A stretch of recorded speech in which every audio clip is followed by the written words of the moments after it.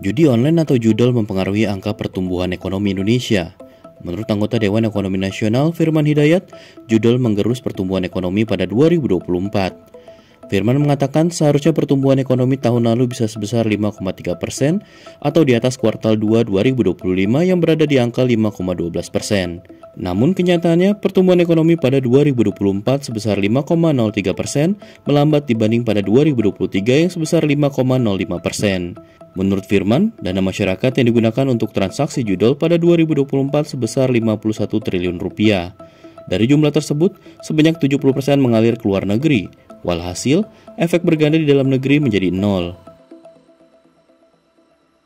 Sependapat dengan Firman, Direktur Eksekutif Center of Reform on Economic Muhammad Faisal mengatakan, ada banyak celah yang membuat judol berdampak buruk pada pertumbuhan ekonomi. Sebab kata dia, judol bisa menekan konsumsi rumah tangga, terutama apabila pelakunya merupakan masyarakat kelas ekonomi bawah. Alih-alih mendorong belanja tambahan, judol menihilkan belanja makanan dan pendidikan. Selain dari sisi konsumsi, hilangnya pertumbuhan ekonomi akibat judol bisa datang dari sisi fiskal. Faisal berpendapat hal ini terjadi karena pemerintah kehilangan potensi pajak sebagai sumber penerimaan negara. Karena aktivitas ilegal, ujar Firman, jadi tidak membayar pajak. Ia pun meminta pemerintah serius memberantas judol. Pada 15 Mei 2025, Direktur Jenderal Pengawasan Ruang Digital Kementerian Komunikasi dan Digital Alexander Sabar memperkirakan potensi kerugian akibat judol sebesar 1.000 triliun rupiah pada akhir 2025. Menurut dia, perkiraan tersebut mengacu pada data dari Pusat Pelaporan dan Analisis Transaksi Keuangan atau PPATK. Alexander mengatakan praktik judi online ini telah mengikis produktivitas, menghancurkan ekonomi keluarga, dan merusak masa depan generasi muda.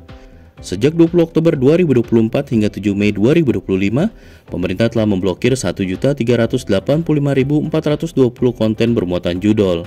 Mayoritas konten tersebut ditemukan dalam bentuk situs web dan alamat internet protokol atau IP dengan jumlah mencapai 1.248.405 konten. Sisanya tersebar di berbagai platform digital, termasuk platform Meta seperti Facebook dan Instagram, dari platform Google dan YouTube, dari media sosial X, TikTok, dan Telegram. Persoalannya, memberantas judol tak segampang membalik telapak tangan. Pada Senin 20 Januari 2025, Direktur Tindak Pidana Cyber Badan Reserse Kriminal Kepolisian RI, Brigadir Jenderal Himawan Bayu Aji mengatakan, situs judol terus beroperasi meski telah diblokir. Hal itu terjadi karena situs web bisa diproduksi kembali menggunakan nama yang sama meski dengan alamat internet berbeda. PPATK mencatat nilai perputaran dana judol mencapai 359,8 triliun rupiah pada 2024.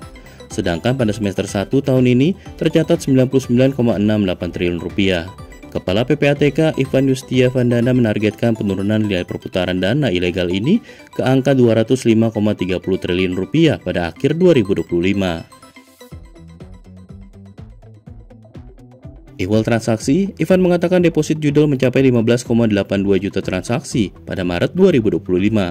Sebulan kemudian angkanya melonjak menjadi 33,23 juta transaksi. Namun ia mengklaim transaksi deposit judol anjlok menjadi 7,32 juta transaksi berkat pemblokiran sementara rekening dorman atau rekening yang menganggur di bank. Sebab tren penurunan berlanjut pada Juni 2025, yaitu menjadi 2,79 juta transaksi. Sejalan dengan penurunan transaksi deposit, Ivan mengatakan nilai deposit judol turut berkurang. PPATK mencatat nilai deposit dari 5,08 triliun rupiah pada April, kemudian turun menjadi 2,29 triliun rupiah pada Mei, dan 1,50 triliun rupiah pada Juni.